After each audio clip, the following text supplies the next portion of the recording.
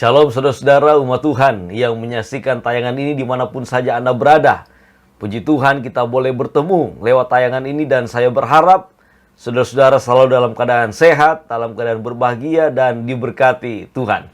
Pada kesempatan ini kembali saya ingin memberikan ringkasan pelajaran sekolah Sabat yang saya berikan dalam bentuk 7 aplikasi dari pelajaran yang ke-9 ini di triwulan yang ketiga di tahun 2020 ini. Saya rindu agar ketika kita belajar sekolah Sabat, ada hal yang dapat kita aplikasikan. Oleh karena itulah tujuan ketika kita belajar akan firman Tuhan.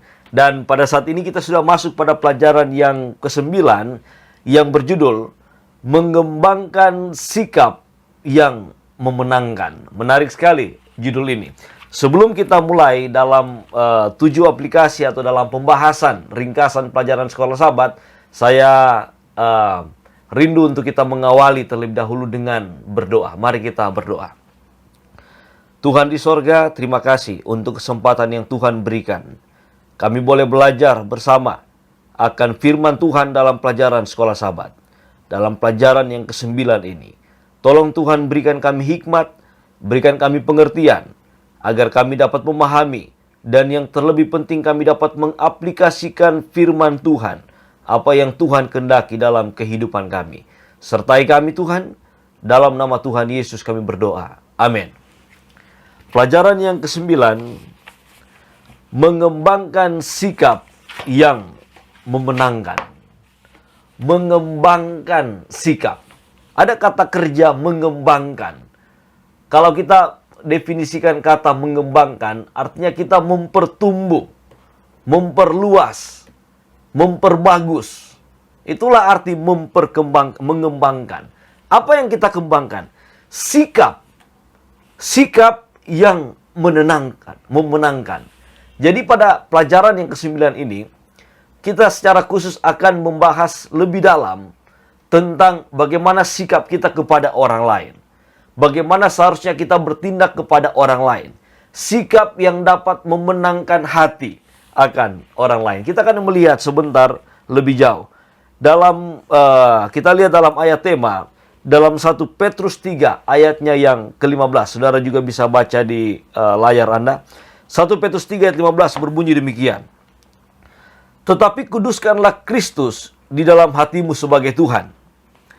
Dan siap sedialah pada segala waktu untuk memberi pertanggungan jawab kepada tiap-tiap orang yang meminta pertanggungan jawab dari kamu tentang pengharapan yang ada padamu, tetapi haruslah dengan lemah lembut dan hormat.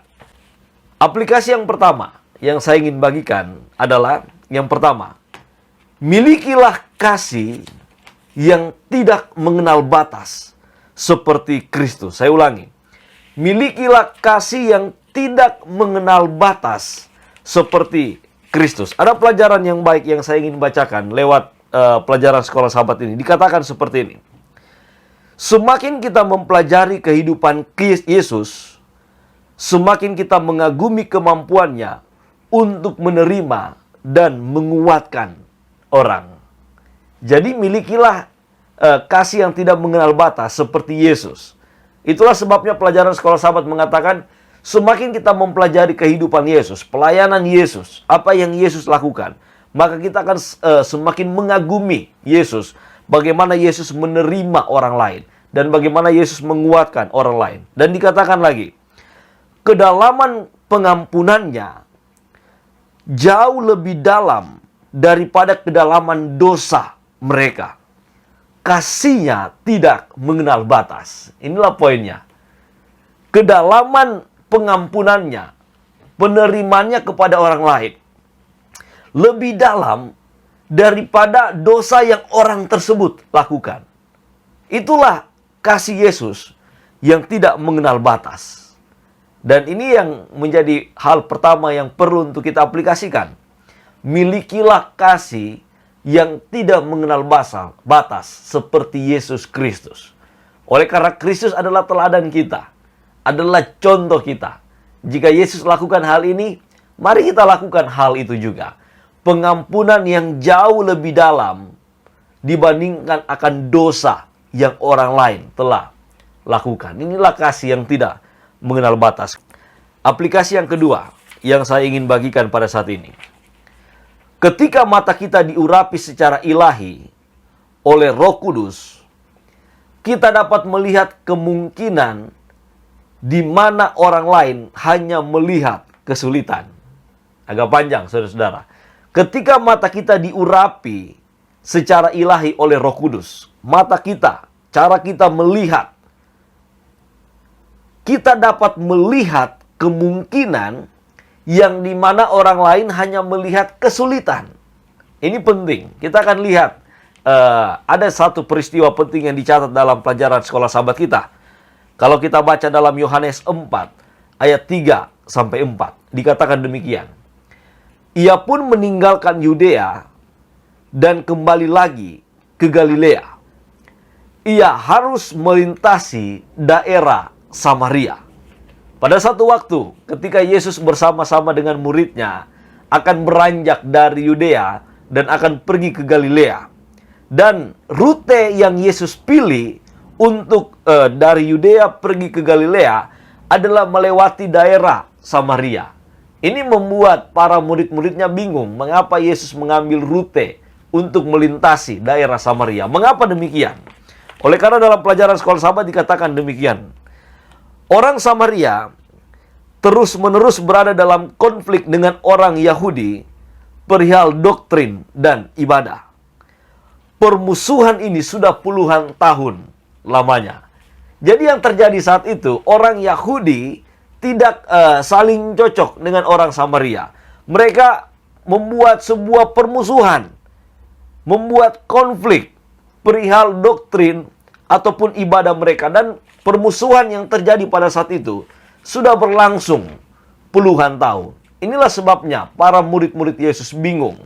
Kenapa Yesus harus melintasi daerah Samaria? Tetapi dikatakan dalam pelajaran sekolah sahabat, Yesus melihat apa yang tidak dilihat murid-murid hati yang menerima. Inilah maksudnya, saudara-saudara. Ketika mata kita diurapi secara ilahi oleh kuasa Roh Kudus, kita akan melihat kemungkinan yang orang-orang lain hanya melihat sebuah kesulitan. Inilah yang Yesus lakukan sehingga Yesus melintasi daerah Samaria. Dikatakan dalam pelajaran sekolah sahabat, Yesus harus melewati Samaria karena Roh Kudus meyakinkannya bahwa akan ada hati yang menerima di tempat yang tidak biasa ini. Jadi Yesus harus lewat daerah Samaria oleh karena Roh Kudus meyakinkan Yesus bahwa ada jiwa yang sementara menunggu Yesus di situ. Dan itulah yang terjadi, saudara-saudara. Kita tahu bersama bagaimana Yesus menemui perempuan Samaria di sumur. Dan kita sudah pelajari beberapa pelajaran yang lalu akan peristiwa ini. Dan Yesus menawarkan air hidup, menawarkan keselamatan kepada wanita Samaria itu. Dan wanita Samaria itu percaya kepada Yesus dan memberitahukan juga kepada sahabat-sahabat dan orang lain. Ada jiwa yang Yesus menangkan. Kemudian saya lanjut di aplikasi yang ketiga. Aplikasi yang ketiga, milikilah sikap yang positif terhadap orang lain. Ini semua sangat erat hubungannya, saudara-saudara, aplikasi-aplikasi ini. Oleh karena kita belajar tentang bagaimana mengembangkan sikap yang Tuhan mau untuk kita lakukan dalam tujuan kita, usaha kita memenangkan orang lain. Milikilah sikap yang positif terhadap orang lain. Bagaimana hal itu? Dikatakan di pelajaran sekolah sahabat. Sikap kita sering menentukan kemampuan kita untuk mempengaruhi orang lain. Saudara lihat, sikap kita menentukan kemampuan kita untuk mempengaruhi orang lain. Jadi tergantung dari sikap kita kepada orang lain seperti apa. Sikap yang keras, kritis, dan tidak bersahabat akan membuat orang menjauh dari Anda. Keras, kritis, dan tidak bersahabat bukan membuat orang dekat, tetapi membuat orang jauh daripada kita. Dan bahkan jika Anda bersaksi, bahkan jika kita bersaksi dengan cara yang kritis, dengan cara yang keras, dikatakan demikian, Tidak peduli seberapa jujur, kemungkinan kecil, hanya kemungkinan kecil akan diterima. Jadi walaupun kita berkata dengan jujur, apa yang kita katakan benar, tetapi kita katakan sikap kita dalam mengatakan itu kritis dan tidak bersahabat dan juga keras kepada orang lain, maka kebenaran itu hanya kemungkinan kecil dapat diterima. Sebaliknya, sikap positif dan kepercayaan pada orang lain menarik mereka kepada kita. Itu menciptakan ikatan persahabatan.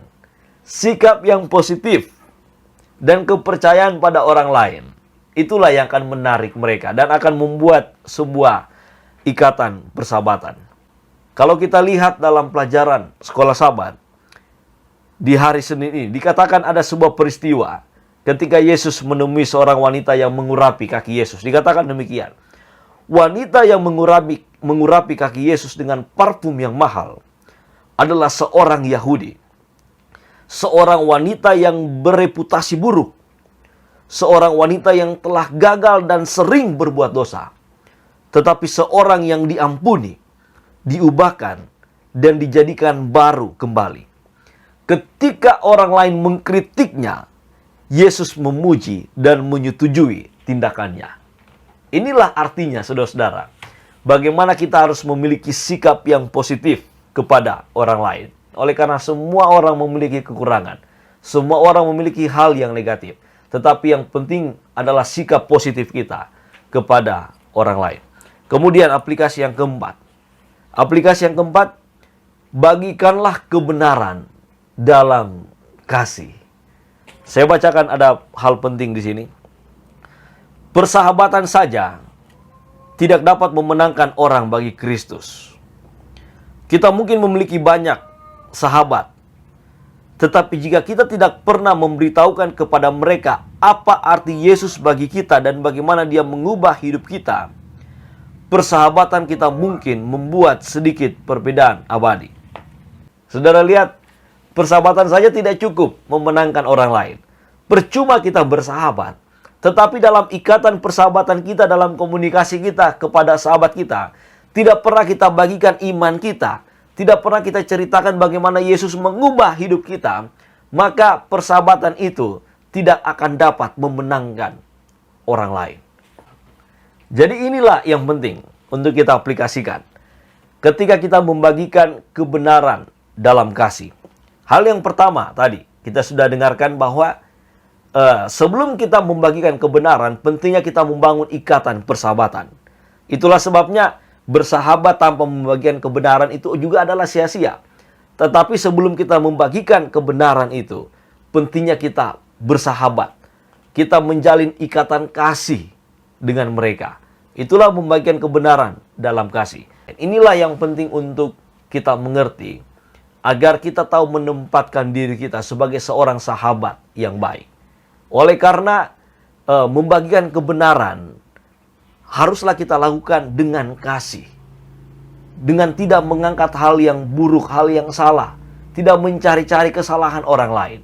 Tetapi kita bersahabat dengan mereka. Kita hidup saling mengasihi dengan orang lain. Maka kebenaran itu akan dapat masuk dengan baik. Ada kutipan yang menarik dari Testimonies, buku Testimonies for the Church. Jilid 9 halaman 189. Dikatakan demikian. Jika kita mau merendahkan diri di hadapan Allah dan menjadi baik hati dan sopan serta lemah lembut dan mengasihani, penuh belas kasihan, akan ada 100 pertobatan kepada kebenaran di mana sekarang hanya ada satu. Saudara lihat, kalau kita mau rendahkan diri di hadapan Allah dan mau menjadi baik, sopan, lemah lembut, penuh belas kasihan kepada orang lain, dikatakan akan ada 100 pertobatan yang terjadi, di mana hanya sekarang ini hanya satu. Jadi masalah yang terbesar yang dimiliki oleh umat Tuhan adalah masalah kasih. Sehingga pertobatan itu tidak seperti apa yang dikatakan dalam kutipan ini. Tidak banyak yang bisa dimenangkan. Tidak banyak yang bisa kita jangkau. Oleh karena masalah terbesar yang dimiliki umat Tuhan adalah kasih. Itulah sebabnya saudara-saudara, bagikan firman dalam kasih. Kemudian aplikasi yang kelima yang ingin saya bagikan adalah belajarlah untuk menerima kekurangan orang lain. Ini lanjutan lagi saudara-saudara. Belajar untuk menerima kekurangan orang lain. Roma 15 ayat 7 mencatat demikian. Sebab itu terimalah satu akan yang lain. Sama seperti Kristus juga telah menerima kita untuk kemuliaan Allah. Aplikasi ini dikuatkan oleh firman Tuhan dalam Roma 15 ayat 7. Dikatakan demikian dalam pelajaran sekolah sahabat.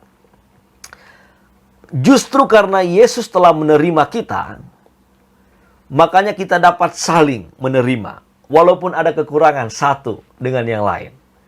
Mengapa kita harus terima? Seperti yang dikatakan Roma 15 ayat 7. Mengapa kita harus menerima orang lain satu dengan yang lain?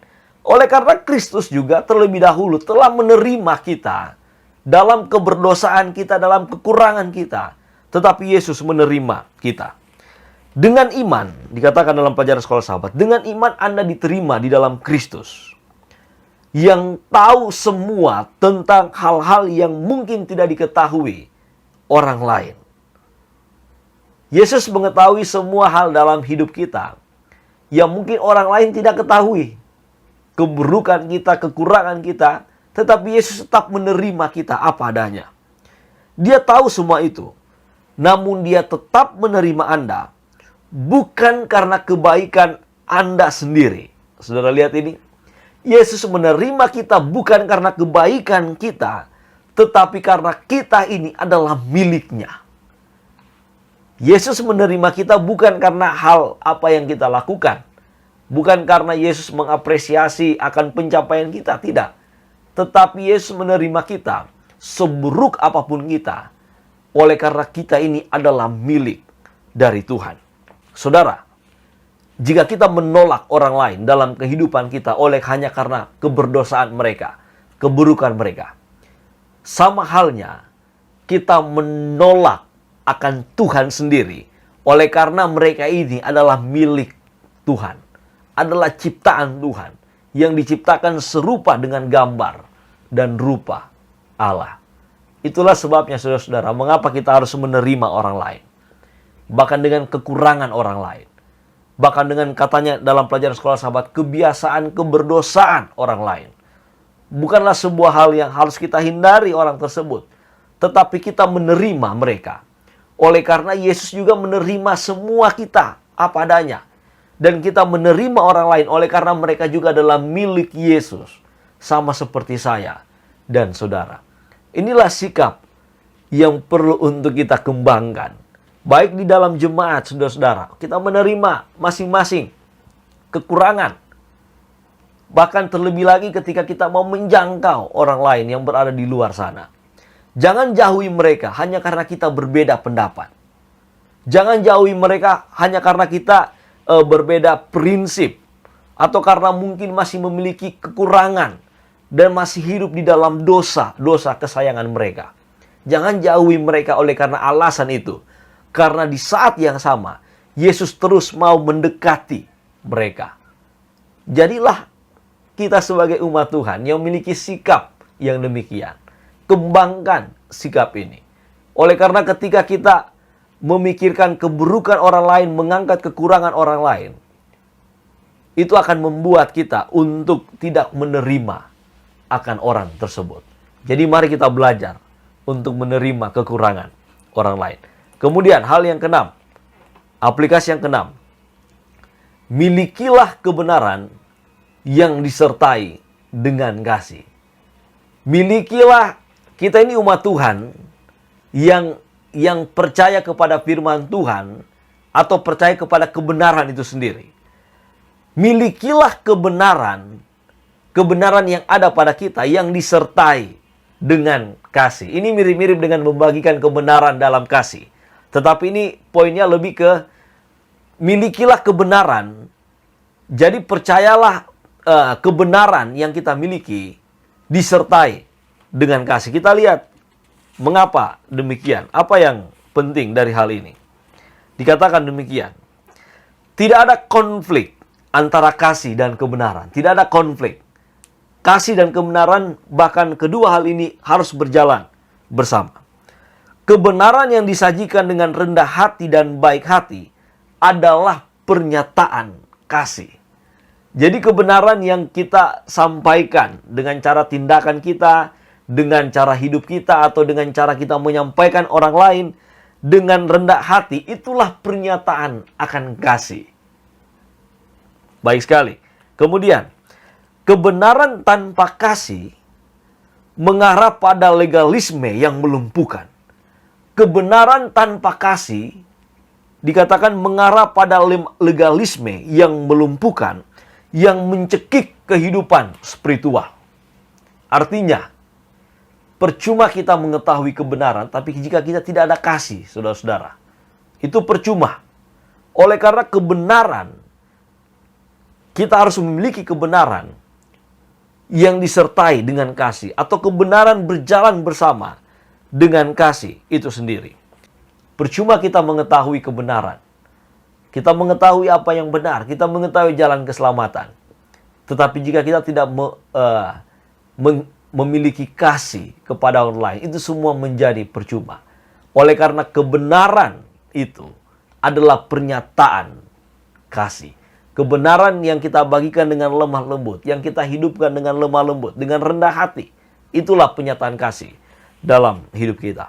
Kemudian hal yang terakhir atau aplikasi yang ketujuh yang ingin saya berikan adalah, jadilah seorang Kristen yang bertanggung jawab.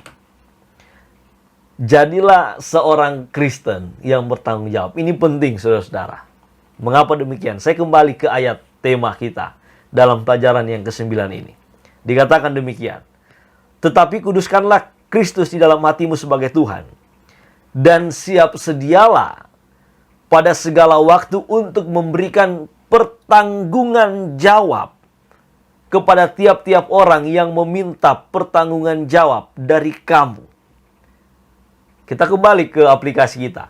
Jadilah seorang Kristen yang bertanggung jawab. Kita punya tanggung jawab sebagai seorang Kristen. Ini yang perlu kita sadari, saudara-saudara. Dan yang perlu untuk kita aplikasikan. Menjadi seorang Kristen yang bertanggung jawab. Bertanggung jawab dalam hal apa? Bertanggung jawab ketika orang-orang lain meminta pertanggungan jawab dari pengharapan yang kita miliki. Dari alasan mengapa kita menjadi seorang Kristen. Mengapa kita mempercayai Kristus. Bagaimana jalan keselamatan yang kita harapkan. Inilah tanggung jawab yang harus kita sadari. Dan jadilah seorang yang bertanggung jawab, yang mau menyampaikan hal ini kepada orang lain. Dan dikatakan di bagian terakhir, haruslah kita lakukan dengan lemah lembut dan hormat. Jadilah seorang Kristen yang bertanggung jawab. Ada kalimat-kalimat penting yang bagian terakhir ini. Dikatakan demikian. Anda perlu tahu apa yang Anda yakini, mengapa Anda mempercayainya, dan bisa menjelaskan apa yang Anda yakini dan mengapa. Saudara lihat, Anda harus tahu apa yang Anda yakini dan mengapa Anda yakini iman tersebut, dan bisa menjelaskan, dan Anda juga dan kita semua harus bisa menjelaskan apa yang kita yakini dan mengapa kita yakini. Inilah pentingnya kita menjadi seorang Kristen yang bertanggung jawab. Sadari kerohanian kita. Sadari mengapa kita memilih Yesus. Sadari kita mengapa kita ada di posisi ini saat ini. Kita harus tahu apa yang kita yakini. Dan kita harus punya alasan. Dan tanggung jawab kita adalah membagikan hal itu kepada orang lain. Kemudian kalimat yang terakhir. Tuhan kita mengundang kita untuk bergabung dengannya, untuk membagikan pekabarannya tentang akhir zaman dengan penuh kasih kepada dunia yang sedang binasa tanpa Kristus. Inilah undangan Tuhan. Yesus mengundang kita semua untuk bersama-sama membagikan kebenaran ini kepada orang lain.